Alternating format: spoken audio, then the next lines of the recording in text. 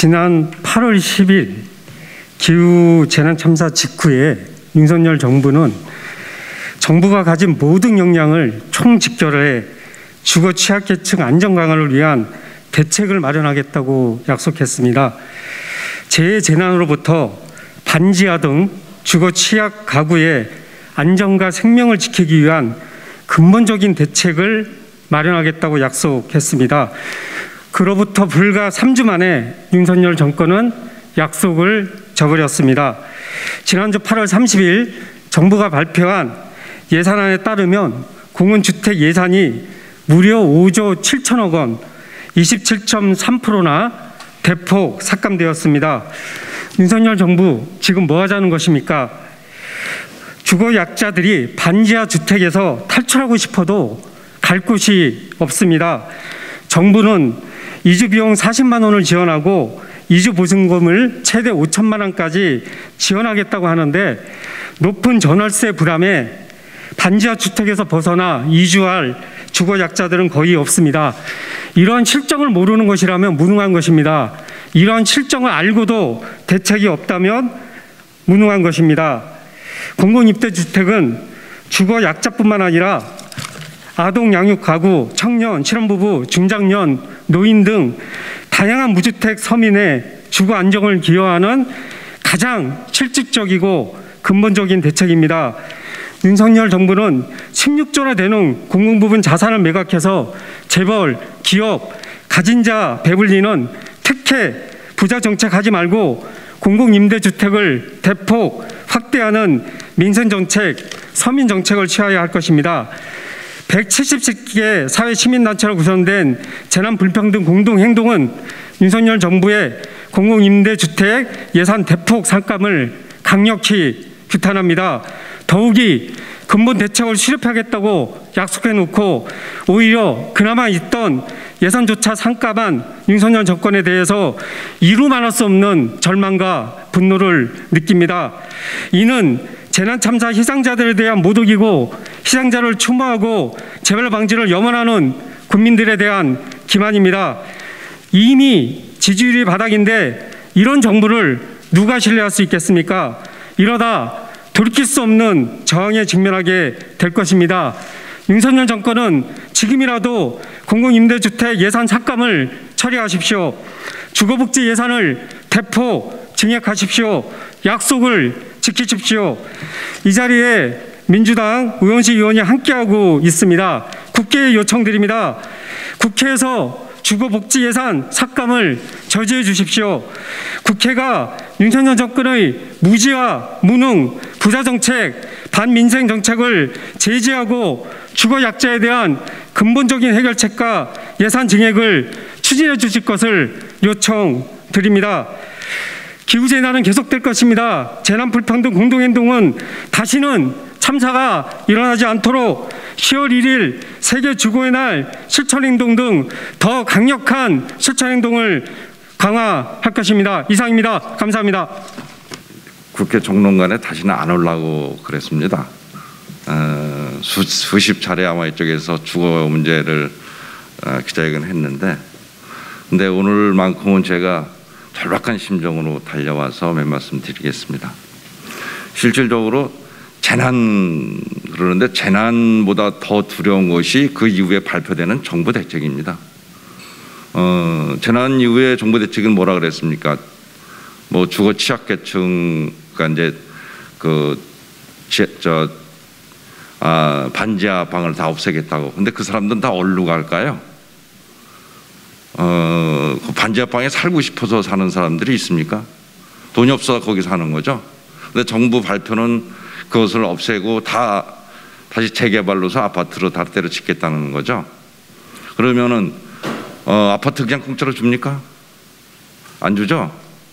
오히려 그 사람들이 다 살 수 있는 다세대 다가구 이런 집들을 다 없애고 아파트를 새로 짓겠다는 것인데 그럼 거기에 있었던 사람도 또 쫓겨나야 되는 것이고 그 아파트에 돈 주고 들어가야 되는 거겠죠 결국은. 그러면은 유일한 탈출구는 뭡니까? 공공임대주택입니다. 저는 공공임대주택을 한 30% 예산을 좀 늘리겠다고 발표를 하는 줄 알았더니 30% 줄이겠다는 발표를 보고 저는 진짜 절망했습니다. 지금이라도 늦지 않았습니다. 그 사람들을 탈출구를 마련을 하고 반제방을 없애고 쪽방, 고시원 이런 사람들의 그 주거복지를 향상시켜준다 그러면은 당장 공공임대주택 예산을 늘려야 됩니다. 그리고 저는 민주당 의원들에게 좀 쓴소리 좀 할까 합니다. 이번 사태를 그냥 자시하고 있어서는 절대 민주당에 대한 국민들 신뢰가 올라가지 않을 겁니다. 즉 우리가 주거권 그러면 보편적 개념의 권리라고 우리가 보통도 얘기들 합니다. 근데 그 사람들의 불러주는 주거권이 과연 누구를 위한 주거권이죠? 아파트에 사는 사람들, 강남에 사는 사람들, 그리고 집값 오르길 기다리는 사람들, 이런 사람들을 위한 주거권이 아닐까요? 근데 당장 필요한 그 반지하에 살고 계시는 분들, 그리고 모든 재난에 취약한 분들, 이런 분들을 위한 주거권이 보장돼야 되는 거 아니겠습니까? 그러기 위해서는 유일한 탈출구인 공공임대주택 예산을 30% 줄일 것이 아니라 30%를 인상해달라는 것을 저는 강력히 주장하는 바입니다. 네, 이상입니다. 네, 안녕하세요. 저는 직걱정 없는 세상연대와 세상을 바꾸는 사회복지사 간사 이정민입니다. 주거기본법 제2조에 따르면 주거권은 물리적, 사회적 위험으로부터 벗어나 쾌적하고 안정적인 주거 환경에서 인간다운 주거 생활을 할 권리입니다. 하지만 올해 발생한 이상기후 현상은 안전한 주거 환경을 위협하고 있음을 목격합니다. 역대급 태풍으로 불리는 흰남노부터 지난 8월 목숨과 터전을 앗아간 80년 역사상 최대치 폭우, 온열 질환을 유발하는 폭염, 그리고 앞으로도 예측할 수 없는 형태의 이상기후 현상이 빈번해진다고 합니다. 그 어느 때보다 건강과 생명을 보호하기 위한 안전하게 거주할 수 있는 적절한 주거가 더욱 중요해지고 있습니다.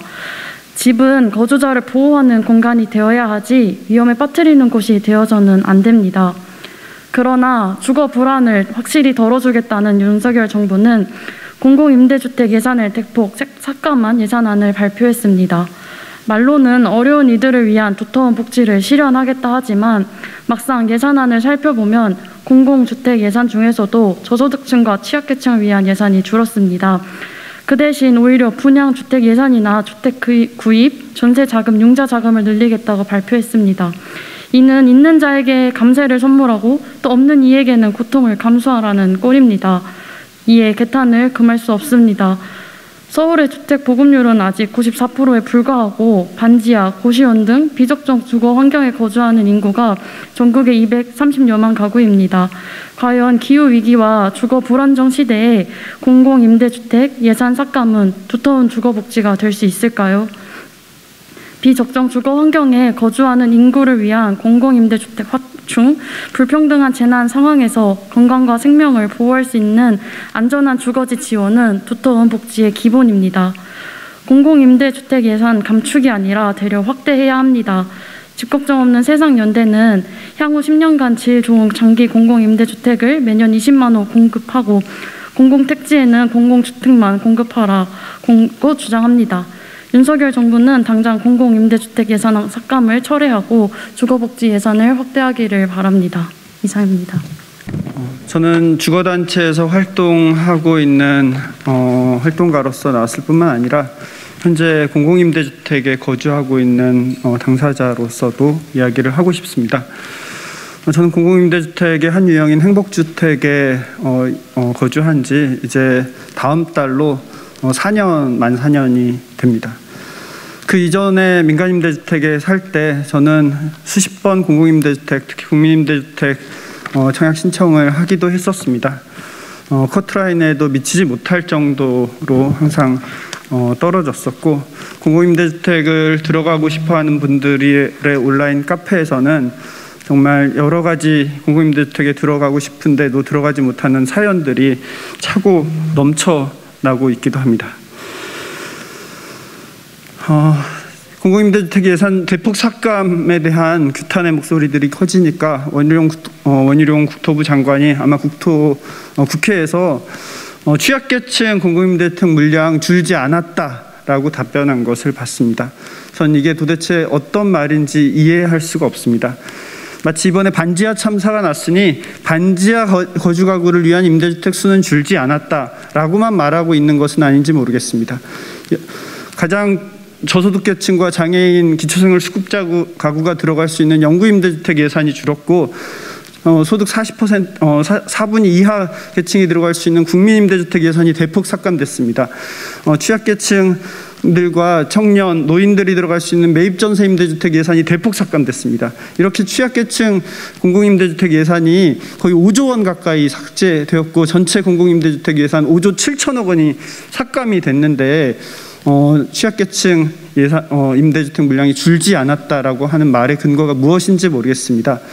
마치 공공임대주택을 필요로 하는 계층은 가장 취약한 비주택에 거주하시는 분들뿐만 아니라 다양한 도시의 무주택 가구들이 공공임대주택을 필요로 하고 있습니다.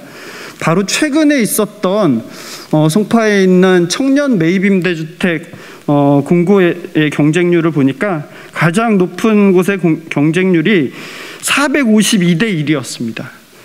그렇게 많은 사람들이 공공임대주택을 들어가기 위해서 지금도 더 많은 공공임대주택 공급을 촉구하고 있습니다. 공공임대주택은 올해로 33년의 역사를 갖고 있습니다. 80년대 오목한 시기에 강제 철거당한 철거민들에게 방 한 칸 분양권이 주어졌을 때 그것으로 우리의 대책이 되지 않는다, 우리의 공공임대주택을 요구한다라고 하는 그런 투쟁과 희생의 결과로 공공임대주택이 만들어졌습니다.